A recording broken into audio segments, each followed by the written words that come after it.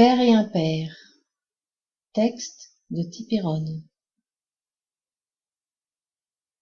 Parents amoureux, passionnés, parents déchirés, parents amants, parents séparés plusieurs fois par an, parents adolescents, parents rupture, grosse facture.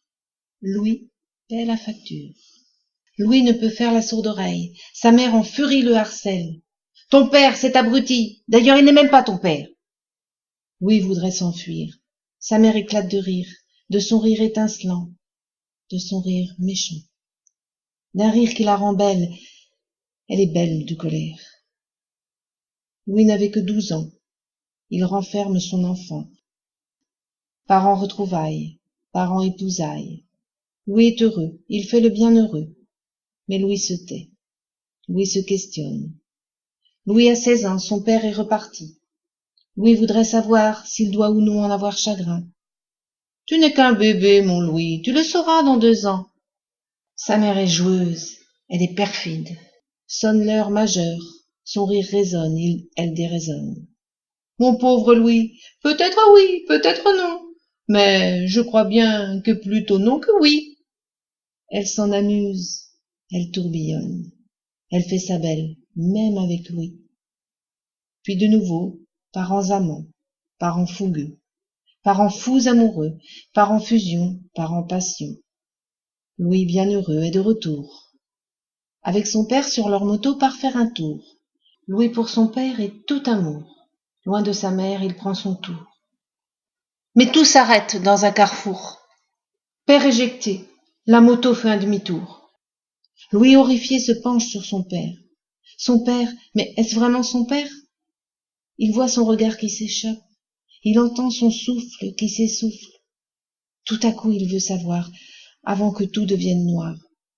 Il ne reste plus que quelques secondes pour savoir. Louis n'ose pas. Tout se bouscule. Leur temps n'existe déjà plus. Papa, papa, est-ce que tu es mon père? Mon fils. Louis hésite une toute petite seconde et lâche comme un râle. Non, papa, maman m'a dit que tu ne l'étais pas. Non, monosyllabe prolongé de désespoir. Non, non quoi? Non oui? Oh non, c'est pas vrai. Prononcé dans une douleur aux 2 sens de son terme. Le terme de sa vie, le terme de leur histoire. Louis tombe dans un grand vide au milieu des sirènes. Louis est assourdi autant qu'abasourdi de ce qu'il a osé dire. Louis est assis dans un couloir. Sa mère vient de le rejoindre. Elle hurle, elle crie, elle pleure, elle le ravage sur son passage. Je lui ai dit. Elle n'entend pas, elle l'ignore, ne le voit même pas. Louis hurle en la secouant par les épaules. Je lui ai dit. Elle reste interdite, le regarde, le scrute, l'interroge. Je lui ai dit qu'il n'était pas mon père. Elle arrête le temps à son tour. Elle esquisse un déséquilibre. Aucun son ne sort de ses lèvres pincées.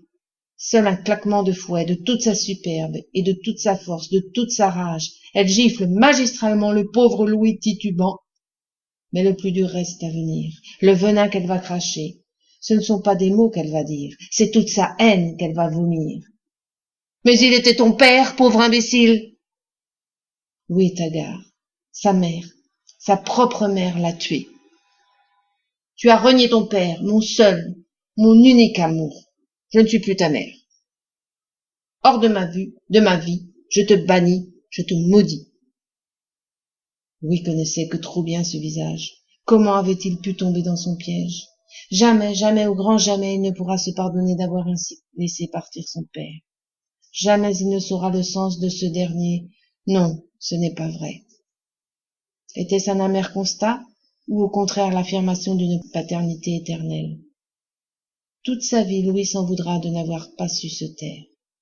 Il n'a pas su gagner l'amour d'une mère, il n'a pas su reconnaître son père, il a erré sans sœur ni frère.